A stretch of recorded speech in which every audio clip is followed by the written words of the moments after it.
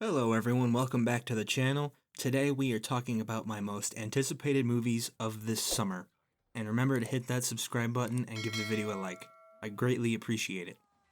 Now this summer and this year in general don't really have all that many high profile releases, especially comparing it to last summer where it felt like every week there was something interesting coming out. We can thank the AMPTP for making the strikes drag on way longer than they needed to for this, so thank you. But there are still plenty of interesting movies this summer to look forward to, so I'm going to give you my top 5 most anticipated movies of this summer. So first I'll give a few honorable mentions. The first one is The Fall Guy. This wouldn't have made it into the top 5 anyway, but I have already seen this movie and therefore I can't count it anyway. I really enjoyed this film. It's just a really fun time at the movie theaters. I highly recommend it. My next honorable mention is A Quiet Place Day 1. I loved the first Quiet Place and the second Quiet Place so much, so naturally I'm excited for another entry. I do have some concerns, specifically that John Krasinski is not directing this one. The director behind this movie is quite good. He directed a really solid movie called Pig, but I am slightly afraid that it won't have those deep human connections that the first two movies have. But I hope that I'm wrong. Next is M. Night Shyamalan's Trap. Shyamalan's movies tend to be pretty hit and miss. I didn't like Old, but I thought Knock at the Cabin was fairly solid. However, I think the premise for this movie sounds awesome, and the trailer really sold me on it. And my last honorable mention is Hitman, which is coming to Netflix. I'm a big fan of Richard Linklater's movies, and this one sounds very interesting, as well as Glenn Powell starring as the lead, who is great. So coming in at number 5 for my most anticipated movies of this summer is Inside Out 2. The first Inside Out might be my favorite animated movie of all time, and if it's not my favorite, then it's definitely top 5 for me. I adore that film. It's clever, it's funny, and it's deeply emotional. If they can manage to even recreate a fraction of that emotion, then we are in for a very good movie. The trailers with the new emotions have me completely sold. Everyone deals with some kind of anxiety or embarrassment, and emotions get more complex as we age. So I really hope that Pixar can capture that same sense of clever coming-of-age storytelling that the first one had, and expand upon it further with these new and more complex emotions. In 4th place is Alien Romulus. The Alien franchise has certainly waned over the course of time, with the first two being the only ones that are universally loved.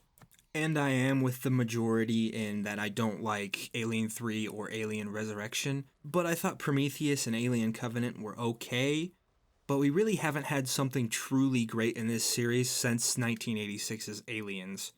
I have really high hopes for Romulus because Fede Alvarez has proven himself to be an excellent horror director. I honestly think his Evil Dead remake is my favorite Evil Dead movie, and I also really enjoyed Don't Breathe. He has a really great sense of visceral horror that is both suspenseful and graphic, which is exactly what you'd want in an Alien movie. The original Alien is my all-time favorite horror film, so I don't expect this to top that at all, but it also doesn't need to. The brief teaser that was released is exactly what I want out of a teaser, and a hallway full of facehuggers is a new fear that I have unlocked. My third most anticipated movie of this summer is Furiosa, a Mad Max Saga. First of all, the trailers for this movie absolutely rule. The music, the visuals, brief glimpses at Chris Hemsworth being a completely unhinged villain, and more vehicular combat carnage. Bring it on. Mad Max Fury Road is one of the all-time great action movies, and if George Miller can match even a fraction of the greatness of that film, then this is going to be awesome. Furiosa's story in Fury Road is compelling, and the glimpses into her past are tragic, which I think perfectly sets the stage for a great prequel story. If I had any concerns, I would say that I'm slightly concerned about the 2.5-hour runtime, which could possibly make a visceral action movie drag a bit, but we've also had some of the best action movies of all time last year with John Wick 4 and Mission Impossible 7 that were both nearly 3 hours, and those runtimes felt perfect, so this could just be an unnecessary fear on my side. Other than that small fear, I am ridiculously excited to see this movie. My second most anticipated movie is Kingdom of the Planet of the Apes. This one comes out really soon, and I've been binging all of the Planet of the Apes movies before I go see this. I love the Caesar reboot trilogy. I think that it is one of the greatest trilogies of all time, and Dawn of the Planet of the Apes is in my top 20 favorite movies of all time. So I have high expectations for Kingdom. I'm hearing a lot of great things from early reactions, and that only boosts my hype even further. I would honestly say that I am a fan of this film's director, Wes Ball. I quite enjoyed his Maze Runner movies. I know not everyone liked them, but I did. I really enjoyed their high energy and they had great special effects, which I think can translate quite well into something like a Planet of the Apes movie. Setting this movie far after Caesar's time is the thing that I think is the best thing that this movie could have done. It sets the stage for new eras and different environments, but also connects it back to Caesar's rise. Judging from the trailers of Kingdom, it looks like it's going to explore themes regarding uncovering the past and the relationships that we have with those that are different than us. Nearly all of the Apes films handle these themes, but they all handle them in their own unique ways. This movie looks visually stunning, and I have faith that Wes Ball will deliver a fantastic blockbuster. And my most anticipated movie of the summer and for the rest of the year is Deadpool and Wolverine.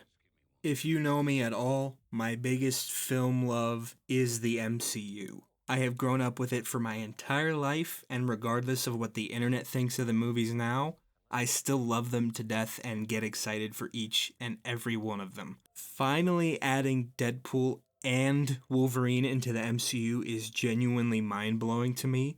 I adore the Deadpool movies, and I adore Hugh Jackman's portrayal of Wolverine, with Logan being one of my top 10 all time favorite movies.